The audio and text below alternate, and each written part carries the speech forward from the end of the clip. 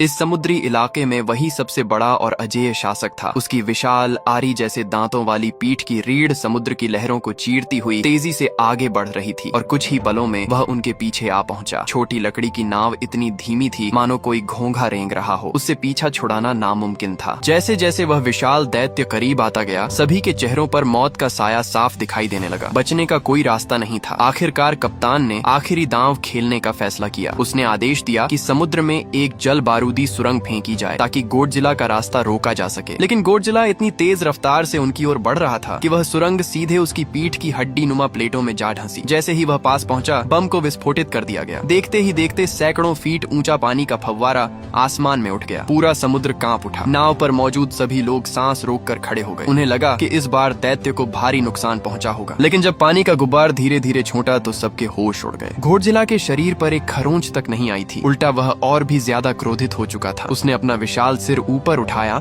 और नाव पर खड़े उन छोटे से इंसानों को घूरने लगा, मानो अगले ही पल उन्हें निगल जाएगा। मौत अब बस कुछ ही कदम दूर थी। सहायक निर्देशक के पास आदेश मानने के अलावा कोई विकल्प नहीं था। वह दौड़कर नाव के अगले हिस्से पर लगे तोप मंच पर चढ़ गया। उसने भारी मशीन गन उठाई और गोडजिला पर लगातार गोलियां बरसाने लगा। लेकिन ये हमले उसके लिए किसी मच्छर के काटने से ज्यादा नहीं थे। गोलियां उसकी चमड़ी तक को नहीं भेद पा रही थीं। उसी दौरान नोदा के दिमाग में एक विचार आया। गोडजिला के शरीर का बाहरी कवच लगभग अभेद्य था, लेकिन उसके मुंह के अंदर कोई सुरक्षा नहीं थी। अगर किसी तरह जल बारूदी सुरंग सीधे उसके मुंह में पहुंचा दी जाए तो शायद उसे गंभीर चोट पहुंचाई जा सकती थी। योजना सुनने में पागलपन लग रही थी, लेकिन यही उनकी आखिरी उम्मीद थी। जैसे ही गोडजिला ने उनके द्वारा फेंकी गई अजीब वस्तु देखी, उसने गुस्से में उसे एक ही बार में निगल लिया। नाव पर मौजूद लोगों की आंखों में फिर से उम्मीद की किरण जागी। वे तुरंत विस्फोट करने की तैयारी करने लगे, लेकिन तभी उन्हें पता चला कि कुछ गड़बड़ है। फ्यूज में कोई प्रतिक्रिया नहीं हो रही थी। घबराकर उन्होंने तार वापस खींचा तो देखा कि गोडजिला के नुकीले दांत उसे पहले ही काट चुके थे। अब सभी लोगों के चेहरे पर निराशा छा गई। गोडजिला उनसे बस कुछ ही दूरी पर था। ऐसा लग रहा था कि अब उनका अंत निश्चित है। उसी समय तोप मंच पर खड़े सहायक निर्देशक ने गुस्से से दहाड़ लगाई और मशीन गन का ट्रिगर फिर से दबा दिया। लगातार गोलियों की बौछार से गोडजिला का ध्यान भटक गया। तभी उसके मुंह के भीतर मौजूद सुरंग आखिरकार फट पड़ी। एक भीषण धमाका हुआ। विस्फोट के बाद गोडजिला उलटकर समुद्र की सतह पर गिर पड़ा और कुछ समय तक बिल्कुल शांत रहा। नाव पर मौजूद चारों लोगों ने राहत की सांस ली। उन्हें लगा कि खतरा आखिरकार टल गया है, लेकिन अगले ही पल उनके शरीर में सिहरन दौड़ गई। उन्होंने देखा कि गोडजिला के चेहरे पर धमाके से बना विशाल घाव कुछ ही सेकंड में तेजी से भरने लगा। देखते ही देखते वह पूरी तरह ठीक हो गया। अब उन्हें एहसास हुआ कि यह राक्षस सिर्फ अपार शक्ति और अभेद्य रक्षा ही नहीं रखता, बल्कि उसके पास प्रकृति के नियमों को चुनौती देने वाली पुनर्जीवन क्षमता भी है। उनका हमला उसे रोकने के बजाय और ज्यादा क्रोधित कर चुका था। गोडजिला ने अपना विशाल शरीर सीधा किया और अपना सबसे विनाशकारी हमला करने की तैयारी शुरू कर दी। जैसे ही वह लकड़ी की नाव को खत्म करने वाला था, अचानक दूर से तोपों की गर्जना सुनाई दी। आखिरकार भारी युद्धपोत ताकाओ वहां पहुंच चुका था। युद्धपोत ने गोडजिला को संभलने का मौका तक नहीं दिया। लगातार तोपों की बारिश शुरू हो गई। एक के बाद एक गोले उसके शरीर पर फटने लगे और वह फिर से समुद्र में जा गिरा। लेकिन यह दैत्य इतना मजबूत था कि उसे कोई वास्तविक नुकसान नहीं हुआ, बल्कि अब उसका पूरा गुस्सा युद्धपोत पर केंद्रित हो चुका था। गोडजिला तुरंत गहरे समुद्र में गोता लगा गया। समुद्र की गहराइयों को ढाल बनाकर वह पूरी गति से आगे बढ़ा और अचानक पानी फाड़ते हुए बाहर निकला। अगले ही पल उसका विशाल शरीर सीधे युद्धपोत के डेक पर आ गिरा। सैनिक उसके सामने बिल्कुल असहाय थे। हजारों टन वजनी लोहे का युद्धपोत भी उसकी ताकत के सामने किसी खिलौने जैसा लग रहा था। उसके हिंसक हमलों से ताकाओ युद्धपोत टूटने की कगार पर पहुंच गया। तभी जहाज की तोपों ने बेहद करीब से जवाबी हमला किया। कई गोले एक साथ गोडजिला के शरीर पर फटे और वह फिर से समुद्र में गिर पड़ा। मौत के मुंह से लौटे नाविक कांपते हुए खड़े हुए। उन्हें लगा कि आखिरकार उन्होंने इस राक्षस को काबू कर लिया है। लेकिन तभी समुद्र की गहराइयों में एक चमकदार नीली रोशनी दिखाई दी और यहीं से पूरी कहानी का सबसे भयावह दृश्य शुरू हुआ। समुद्र के भीतर से उठी वह नीली चमक अचानक विनाशकारी परमाणु किरण में बदल गई। गोडजिला का एटॉमिक ब्रीथ हर चीज को अपने रास्ते से मिटाता हुआ आगे बढ़ा। कुछ ही पलों में आसमान में एक विशाल मशरूम क्लाउड उठ खड़ा हुआ।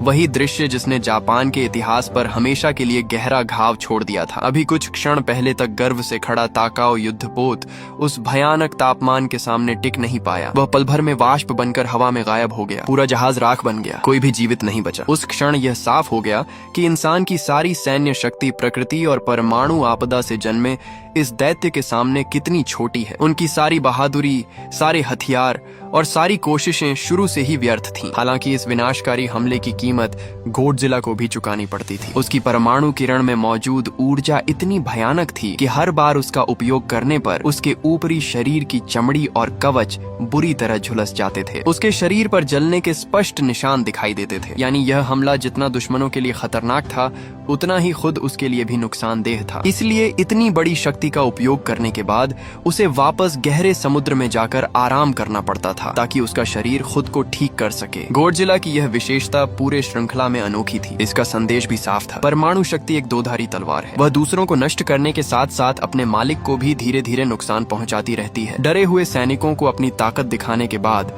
गोडजिला ने अपनी विशाल पूंछ घुमाई और फिर से गहरे समुद्र में गायब हो गया। जब सहायक निर्देशक की आंख खुली तब वह सेना द्वारा संचालित एक बंद अस्पताल में था। होश में आते ही उसने सरकार से पूरे शहर को खाली कराने की मांग की। बेहोश होने से पहले उसने साफ देखा था कि गोडजिला टोक्यो की ओर बढ़ रहा है, लेकिन योदा ने उसे बताया कि सरकार ने पहले ही इस पूरी घटना को गुप्त रखने का फैसला कर लिया है। अगर गोडजिला के अस्तित्व की खबर जनता तक पहुंच गई तो पूरे शहर में भारी दंगे और अफरा तफरी मच जाएगी। युद्ध के बाद पहले से ही तबाह जापान ऐसी अराजकता झेलने की स्थिति में नहीं था। उस समय न इंटरनेट था और न ही तेज समाचार माध्यम। सरकार के लिए समुद्र में हुई इस भयानक घटना को छिपाना बेहद आसान था और वे दोनों सिर्फ साधारण नागरिक थे। सरकार के फैसले को बदलने की ताकत उनके पास नहीं थी। आखिरकार सहायक निर्देशक ने चुप रहने का निर्णय लिया। घर लौटने के बाद उसने नोरिको को समुद्र में हुई उस भयावह घटना के बारे में एक शब्द तक नहीं बताया, लेकिन नोरिको पहले ही महसूस कर चुकी थी कि उसके व्यवहार में कुछ बदल गया है। उसके भीतर वर्षों से दबे हुए भावनाओं का बांध टूटने लगा था। उसने बार बार उससे सच्चाई पूछनी शुरू की। वे दोनों कई वर्षों से साथ थे, लेकिन सहायक निर्देशक ने कभी अपने दिल की बातें खुलकर नहीं बताई थी। नोरिको के लगातार सवालों के सामने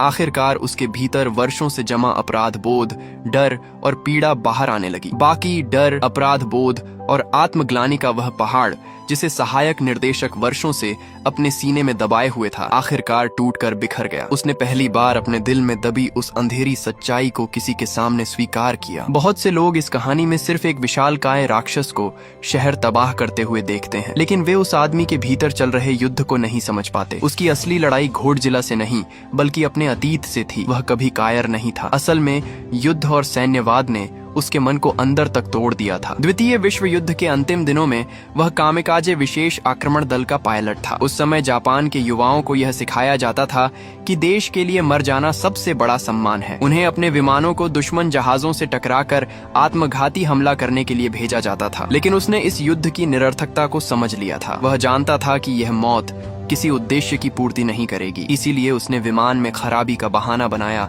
और ओडो द्वीप पर उतरकर मरम्मत का नाटक किया। उसी क्षण से वह सेना की नजर में भगोड़ा बन गया। लेकिन दुर्भाग्य यहीं खत्म नहीं हुआ। उसी रात गोडजिला द्वीप पर आ पहुंचा। पूरे दल की जान उसकी मशीन गन पर निर्भर थी। अगर वह गोली चलाता तो शायद कुछ लोग बच सकते थे, लेकिन जब उसने उस भयानक राक्षस को देखा तो भय ने उसके शरीर को जकड़ लिया। उसका हाथ ट्रिगर पर था, मगर वह एक भी गोली नहीं चला पाया। उसकी आंखों के सामने उसके साथी एक एक करके मारे गए और अंत में जीवित बचा सिर्फ वही। जब वह वापस टोक्यो लौटा तो लोग उसे कायर और भगोड़ा कहकर अपमानित करने लगे। समय बीतता गया। बाद में नोरिको और छोटी बच्ची उसके जीवन में आई। वे उसके अंधेरे जीवन में रोशनी की एक किरण बन गई, लेकिन उसके भीतर का घाव कभी नहीं भरा। हर रात उसे वही दुःस्वप्न सताते थे। वह नींद से चीखकर उठ बैठता और उसे लगता कि उसके मृत साथी वापस आकर उससे हिसाब मांग रहे हैं। उसके मन में यह धारणा गहराई से बैठ चुकी थी कि वह खुश रहने का हकदार नहीं है, वह प्यार पाने के योग्य नहीं है, वह एक सामान्य जीवन जीने के योग्य नहीं है। इसी वजह से वह अपने परिवार से भी दूरी बनाए रखता था और हमेशा अपने दिल के चारों ओर एक अदृश्य दीवार खड़ी कर लेता था। अब गोडजिला फिर लौट आया था और उसे लग रहा था कि इस बार भी वह कुछ नहीं कर पाएगा। नोरिको ने उसकी पूरी कहानी शांत होकर सुनी। उसने न तो उसे दोषी ठहराया और न ही उससे नफरत की। उसकी आंखों में सिर्फ उसके लिए दर्द और सहानुभूति थी। वह बार बार उसे समझाती रही कि वह अपने अतीत का कैदी बनकर नहीं जी सकता। उसके कोमल शब्द धीरे धीरे उसके वर्षों पुराने मानसिक बंधनों को खोलने लगे। अगली सुबह उसने नोरिको को बच्ची की देखभाल करते देखा। वह छोटा सा पारिवारिक दृश्य इतना शांत और सुंदर था कि उसके भीतर कुछ बदल गया। उसने फैसला किया कि अब वह अतीत की बेड़ियों को तोड़ देगा। अब वह अपने परिवार की रक्षा करेगा। अब वह जीने की कोशिश करेगा। लेकिन किस्मत उसे इतनी आसानी से शांति देने वाली नहीं थी। उधर गोडजिला अपने घावों से पूरी तरह उभर चुका था। अब वह पूरी गति से टोक्यो खाड़ी की ओर बढ़ रहा था। उसका उद्देश्य साफ था, प्रतिशोध। समुद्र की सतह पर उसकी ऊंची पीठ की प्लेटें दिखाई देते ही गश्ती जहाजों पर तैनात सैनिकों के चेहरों का रंग उड़ गया। पिछली हार के बाद जापानी रक्षा बल पहले ही पूरे टोक्यो बे में जल बारूदी सुरंगों का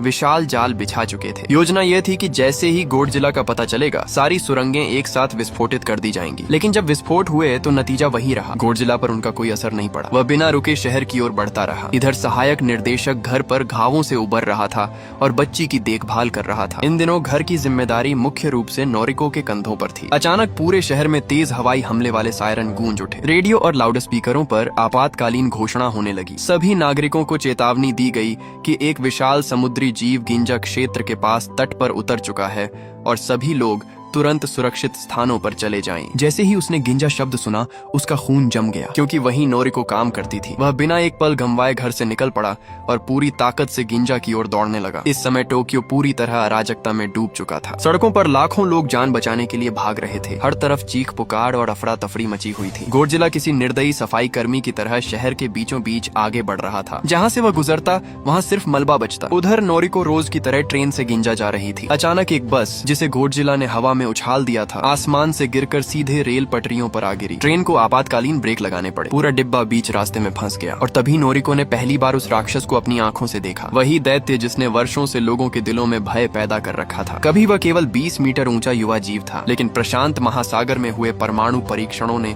उसे बदल दिया था। लगातार विकिरण के प्रभाव में उसका शरीर अस्वाभाविक रूप से विकसित होता गया। उसका आकार बढ़ता गया और अब वह सैकड़ों मीटर ऊंचा विनाश का पहाड़ बन चुका था। उसके सामने इंसान एक कीड़े से भी छोटे दिखाई देते थे। यदि वह अनजाने में भी किसी को छू देता तो उसकी हड्डियां चूर चूर हो सकती थीं। बहुत लोग सवाल करते हैं कि गोडजिला बार बार जापान को ही क्यों निशाना बनाता है, लेकिन वे भूल जाते हैं कि हिरोशिमा और नागासाकी पर गिराए गए परमाणु बम और प्रशांत महासागर में वर्षों तक चले परमाणु परीक्षण ही उस शक्ति का कारण थे जिसने इस दैत्य को जन्म दिया। गोडजिला सिर्फ एक राक्षस नहीं था, वह युद्ध और परमाणु आपदाओं का जीवित परिणाम था। मानवता के अपने कर्मों की प्रतिध्वनि। वह जहाँ कदम रखता वहाँ धरती फट जाती, सड़कों और इमारतों की नींव हिल जाती। जापान ने वर्षों की मेहनत से जो आधुनिक रेल व्यवस्था खड़ी की थी, वह उसके सामने किसी खिलौने से अधिक नहीं थी। वह रेलगाड़ियों को ऐसे उठाकर फेंक रहा था जैसे कोई बच्चा रबर के खिलौनों से खेल रहा हो। नोरिको अब भी डिब्बे में फंसी हुई थी। बाहर निकलने का कोई रास्ता नहीं था। फिर अचानक गोडजिला ने पूरे डिब्बे को अपने विशाल जबड़ों में उठा लिया। एक पल के लिए सभी को लगा कि अब उनका अंत निश्चित है, लेकिन आश्चर्यजनक रूप से उसने डिब्बे को चबाया नहीं। उसने उसे उठाकर दूर फेंक दिया। यात्री डिब्बे से बाहर गिरते हुए जमीन पर बिखर गए। नोरिको भी उनमें शामिल थी। काफी संघर्ष के बाद उसका शरीर संतुलन खो बैठा और वह नीचे बने एक स्विमिंग पूल में गिर पड़ी। यही उसकी जान बचाने का कारण बना। उधर शहर की एक ऊंची इमारत की छत पर मौजूद पत्रकार लगातार इस आपदा का सीधा प्रसारण कर रहे थे। वे आखिरी क्षण तक अपनी जगह छोड़ने को तैयार नहीं थे। उन्होंने युद्धकालीन हवाई हमलों को झेला था, लेकिन गोडजिला की ताकत के सामने उनकी सारी बहादुरी नगण्य थी। मानो गोडजिला को एहसास हो गया हो कि कुछ लोग उसे लगातार देख रहे हैं। उसने अपनी विशाल पूंछ घुमाई। एक ही बार में कई इमारतें ध्वस्त हो गईं। पूरा इलाका मलबे में बदल गया। इसके बाद वह आगे बढ़ने लगा, लेकिन पत्रकार अब भी अपनी जगह से नहीं हटे। उन्होंने प्रसारण जारी रखा। अगले ही क्षण गोडजिला का एक साधारण कदम उस इमारत से टकराया और पूरी इमारत कांच की तरह टूट कर बिखर गई, मानो वह इंसानों को यह बता रहा हो कि असली भय क्या होता है। गोडजिला अपने विशाल कदमों के साथ टोक्यो के केंद्र की ओर बढ़ता गया। नीचे भागते लोग उसके सामने चींटियों जैसे लग रहे थे। उसी दौरान नोरिको ने दूसरी बार उस विशाल छाया को अपने ऊपर मंडराते देखा। वह कुछ क्षणों के लिए स्तब्ध रह गई। डर के कारण उसके पैर जैसे जमीन में जम गए। भागती हुई भीड़ ने उसे धक्का देकर गिरा दिया। वह सड़क पर पड़ी रह गई। उसके शरीर में उठने की ताकत नहीं बची थी और उसी समय गोडजिला का विशाल पैर उसकी ओर बढ़ने लगा। मौत अब बस कुछ ही कदम दूर थी। तभी सहायक निर्देशक समय पर वहां पहुंच गया। उसने नोरिको का हाथ पकड़ा और पूरी ताकत से उसे खींचकर दौड़ने लगा। पीछे चलते हुए गोडजिला ने नीचे झांककर उन छोटे छोटे इंसानों को देखा जो उसकी टांगों के आसपास भाग रहे थे। उसकी आंखों में झुंझलाहट दिखाई दी और फिर उसने अपनी विशाल शल्कों से ढकी पूंछ को घुमाना शुरू किया। गोडजिला अपनी विशाल पूंछ घुमाते हुए आगे बढ़ रहा था। उसकी पूंछ का एक झटका ही काफी था कि आसपास की पूरी इमारतें ताश के पत्तों की तरह ढह जातीं और देखते ही देखते पूरा इलाका मलबे में बदल जाता। इसी दौरान जब वह शहर में तबाही मचा रहा था, अचानक कई तोपों के गोले सीटी बजाते हुए उसके विशाल शरीर की ओर बढ़े और उसकी पीठ पर आकर फट पड़े। एक के बाद एक कई धमाके हुए और पूरे क्षेत्र में धुएं का गुब्बार फैल गया। ये जापानी सेना की आखिरी कोशिश थी। पहले की तरह अब उनके पास आधुनिक युद्धपोत, उन्नत मिसाइलें या अत्याधुनिक हथियार नहीं थे। युद्ध के बाद जापान के पास बचा ही क्या था? जो कुछ भी था वह द्वितीय विश्व युद्ध के समय का पुराना सैन्य सामान था। लेकिन जिस राक्षस ने परमाणु विस्फोट जैसी शक्ति को झेल लिया हो, वह इन जंग लगे हथियारों से क्यों डरता? भागते हुए लोग रुक गए। हर किसी की निगाहें धुएं के उस विशाल बादल पर टिक गईं। सबके मन में एक ही उम्मीद थी, शायद इस बार गोडजिला खत्म हो जाए। लेकिन जैसे ही धुआं धीरे धीरे छुमटा,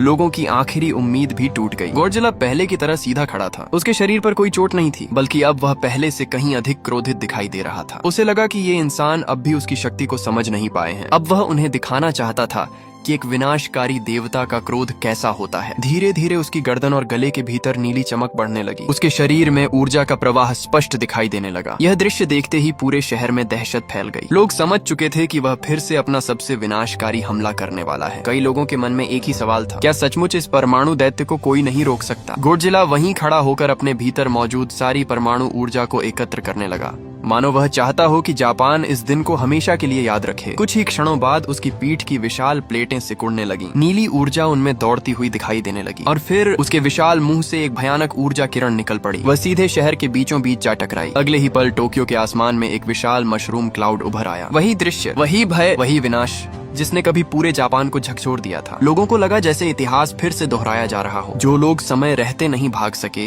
वे कुछ ही पलों में उस भीषण तापीय लहर की चपेट में आ गए। इमारतें विस्फोट की तरंगों से ध्वस्त हो गईं, सड़कें फट गईं, पूरा इलाका आग और धुएं से भर गया। यही गॉडजिला की सबसे प्रसिद्ध शक्ति थी, एटॉमिक ब्रीथ। उसके शरीर में जमा समस्त परमाणु ऊर्जा का एक साथ विस्फोट। इतनी विनाशकारी शक्ति कि जिसने भी उसे देखा, उसे परमाणु हमले का भय फिर से महसूस हुआ। सहायक निर्देशक भी उस विस्फोट की चपेट में आने वाला था, लेकिन उसके आसपास मौजूद कुछ लोगों ने अपनी जान जोखिम में डालकर उसे बचा लिया। इसी कारण वह किसी तरह जीवित बच सका। इस एक हमले ने टोक्यो को फिर से खंडहर बना दिया। जिस शहर को युद्ध के बाद वर्षों की मेहनत से पुनर्निर्मित किया गया था, वह कुछ ही मिनटों में फिर से तबाह हो गया। लेकिन इस शक्ति की एक कीमत भी थी। हर बार एटॉमिक ब्रीथ का उपयोग करने के बाद गॉडजिला का अपना शरीर बुरी तरह झुलस जाता था। उसकी त्वचा पर बड़े बड़े जले हुए निशान दिखाई देते थे। उसके भीतर जमा परमाणु ऊर्जा लगभग समाप्त हो जाती थी। उसे फिर से ताकत हासिल करने के लिए लंबे समय तक आराम करना पड़ता था। वह ऐसा राक्षस नहीं था जो लगातार अनंत बार यह हमला कर सके। उसकी शक्ति भी उसी नियम का पालन करती थी जिसे मानवता लंबे समय से समझने की कोशिश कर रही थी। परमाणु शक्ति एक दोधारी तलवार है। वह दूसरों को नष्ट करती है, लेकिन अपने धारक को भी नुकसान पहुंचाती है। पूरे शहर को बर्बाद करने के बाद गॉडजिला धीरे धीरे मुड़ा और वापस जाने लगा। उसके पीछे सिर्फ खामोशी बची थी, टूटी हुई इमारतें, जले हुए रास्ते और अंतहीन निराशा। सहायक निर्देशक दूर खड़ा उसकी जाती हुई आकृति को देख रहा था। उसकी आंखों से आंसू बहने लगे। उसके भीतर भावनाओं का तूफान चल रहा था। एक ओर वह गॉडजिला से ईर्ष्या करता था, क्योंकि गॉडजिला कभी नहीं डरता, कभी पीछे नहीं हटता। उसके पास वह साहस और शक्ति थी जिसे पाने का सपना वह पूरी जिंदगी देखता रहा था। लेकिन दूसरी ओर उसे अपने ऊपर गुस्सा भी आता था। वह खुद को असहाय महसूस करता था। उसके हाथ में कोई हथियार नहीं था। वह गॉडजिला को मामूली चोट तक नहीं पहुंचा सका था। इस हमले में लगभग 30,000 लोगों की जान चली गई। हजारों परिवार उजड़ गए। करीब 20,000 इमारतें नष्ट हो गईं। हानि इतनी भयानक थी कि आंकड़े भी भयावह लगते थे। सबसे बड़ी समस्या यह थी कि मलबे के बीच भारी मात्रा में विकिरण फैल चुका था। आने वाले कई दशकों तक उस क्षेत्र में सामान्य जीवन संभव नहीं रहने वाला था। अब पूरी दुनिया गॉडजिला का नाम जान चुकी थी। सबको समझ आ गया था कि यह कोई साधारण राक्षस नहीं है। नोरिको की मौत ने सहायक निर्देशक को भीतर तक तोड़ दिया। वह खुद को लगातार दोष देता रहा। उसी समय नोदा उसके पास आया। उसने कहा कि केवल पछतावे में डूबे रहने से कुछ नहीं बदलेगा। अगर वह सचमुच मुक्ति चाहता है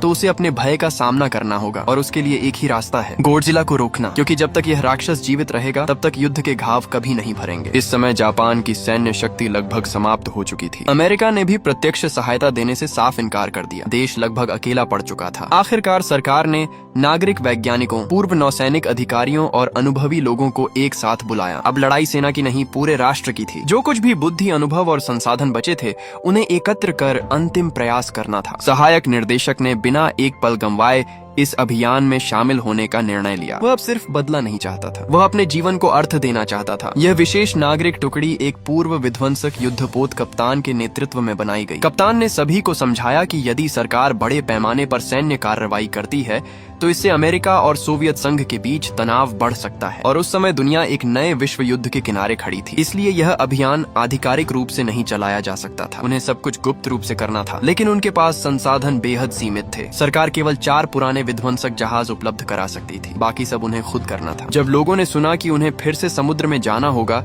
तो कई चेहरों पर डर साफ दिखाई देने लगा। उन्हें अभी भी ताकाओ युद्धपोत के विनाश का दृश्य याद था। एक ही हमले में पूरा जहाज समाप्त हो गया था। अगर वे पुराने तरीके अपना अपनाते तो परिणाम भी वही होता। इसी समय नोदा आगे आया। वह पहले नौसेना का रणनीतिक अधिकारी रह चुका था। उसने वर्षों की तैयारी के बाद एक नई योजना प्रस्तुत की। पहली नजर में वह योजना बेहद अजीब लग रही थी, लेकिन वास्तव में वही उनकी आखिरी उम्मीद थी। नोदा ने समझाया कि आधुनिक हथियार भी गोडजिला को नहीं मार सकते। उसकी पुनर्जीवन क्षमता इतनी शक्तिशाली है कि सामान्य चोटें उसे और अधिक खतरनाक बना देती हैं। इसलिए सीधा हमला करना बेकार है। उन्हें प्रकृति की शक्ति का उपयोग करना होगा। इसके बाद उसने एक छोटा सा प्रयोग दिखाया। उसने पानी से भरे टैंक में एक लकड़ी का टुकड़ा डाला, फिर उसमें विशेष गैस छोड़ी। गैस से असंख्य छोटे बुलबुले बने और लकड़ी के चारों ओर चिपक गए। कुछ ही सेकंड में लकड़ी की उछाल क्षमता समाप्त हो गई और वह पानी में डूबने लगी। नोदा ने कहा कि यही सिद्धांत गोडजिला पर लागू किया जाएगा। विशेष गैस छोड़कर उसके पूरे शरीर के चारों ओर बुलबुलों की परत बना दी जाएगी। जैसे ही ऐसा होगा, उसका शरीर अपनी प्राकृतिक उछाल खो देगा और वह तेजी से समुद्र की गहराइयों में डूबने लगेगा। योजना यह थी कि गोडजिला को इतनी गहराई तक ले जाया जाए जहां समुद्र का दबाव उसे कुचल दे। दूसरे शब्दों में, वे समुद्र की शक्ति से समुद्र के राक्षस को मारना चाहते थे। लेकिन योजना सुनते ही कई लोगों ने आपत्ति जताई। उन्होंने कहा कि गोडजिला वर्षों से गहरे समुद्र में रहता आया है। वह अत्यधिक दबाव का आदी है। साधारण समुद्री दबाव उसे नुकसान नहीं पहुंचा सकता। ऐसी स्थिति में यह योजना कैसे सफल होगी? नोदा ने शांत स्वर में जवाब दिया। उसने समझाया कि सामान्य परिस्थितियों में धीरे धीरे गहराई बदलने से जीव अनुकूलित हो जाते हैं, लेकिन यदि गोडजिला को कुछ ही सेकंड में अत्यधिक गहराई तक पहुंचा दिया जाए तो उसके शरीर के हर हिस्से पर लगभग 1500 टन का दबाव पड़ेगा। इतनी अचानक बढ़ी हुई शक्ति को सहना किसी भी जीव के लिए आसान नहीं होगा और यहीं से उनकी अंतिम योजना का सबसे महत्वपूर्ण चरण शुरू होने वाला था। लेकिन एक बड़ी समस्या अब भी बाकी थी। गोडजिला कोई सामान्य जीव नहीं था। वह एक अज्ञात प्रजाति था जिसके शरीर की वास्तविक सीमाएं किसी को नहीं पता थी। इसी वजह से नोदा भी पूरी तरह आश्वस्त नहीं था कि उसकी योजना 100% सफल होगी। उसने साफ कहा कि यह केवल एक संभावना है। हो सकता है गोडजिला समुद्र के अत्यधिक दबाव को सहन कर ले, हो सकता है योजना असफल हो जाए। लेकिन उन्होंने केवल एक योजना नहीं बनाई थी। अगर पहली रणनीति विफल हो जाती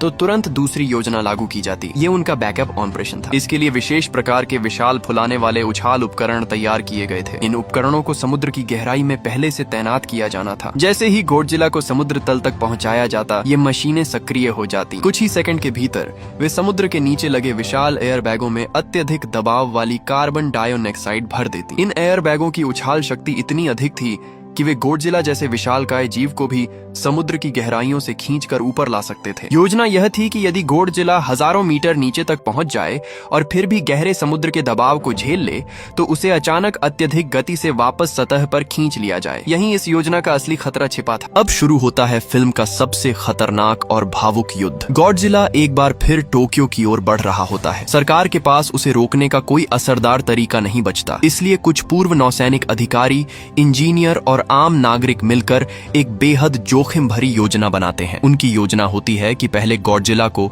विशाल फ्रियोनन टैंकों की मदद से समुद्र की गहराई में खींचा जाए ताकि भारी पानी का दबाव उसके शरीर को गंभीर नुकसान पहुंचा सके। अगर यह योजना असफल हो जाए तो दूसरी योजना के तहत बड़े बड़े गैस गुब्बारों की मदद से उसे अचानक सतह पर खींच लिया जाए, जिससे दबाव में तेज बदलाव उसके शरीर को तोड़ दे। योजना शुरू होते ही गोडजिला अपनी विनाशकारी एटॉमिक ब्रीथ से कई जहाजों को तबाह कर देता है। कुछ समय के लिए ऐसा लगता है कि इंसानों की पूरी कोशिश बेकार हो जाएगी। इसी बीच कोइची शिकिशिमा अपने लड़ाकू विमान में बम लेकर गोडजिला की ओर उड़ता है। इस बार वह डर कर पीछे नहीं हटता। वह सीधे गोडजिला के मुंह के अंदर विमान ले जाकर विस्फोट कर देता है। धमाका इतना शक्तिशाली होता है कि गोडजिला का सिर और उसका आंतरिक ऊर्जा स्रोत पूरी तरह नष्ट हो जाता है। लेकिन आखिरी पल में पता चलता है कि विमान में इजेक्शन सीट लगी थी। शिकिशिमा समय रहते बाहर निकल जाता है और उसकी जान बच जाती है। इस तरह वह अपने अतीत के अपराध बोध से भी मुक्त हो जाता है। युद्ध खत्म होने के बाद शिकिशिमा अस्पताल पहुंचता है, जहां उसे पता चलता है कि नोरिको जिंदा है। दोनों की भावुक मुलाकात होती है और उन्हें एक नई जिंदगी की उम्मीद मिलती है। लेकिन फिल्म यहीं खत्म नहीं होती। आखिरी दृश्य में समुद्र की गहराई में गोडजिला के शरीर का एक हिस्सा फिर से धीरे धीरे पुनर्जीवित होने लगता है। वहीं नोरिको की गर्दन पर एक रहस्यमयी काला निशान भी दिखाई देता है, जो संकेत देता है कि गोडजिला का खतरा पूरी तरह समाप्त नहीं हुआ है और भविष्य में उसकी वापसी संभव है।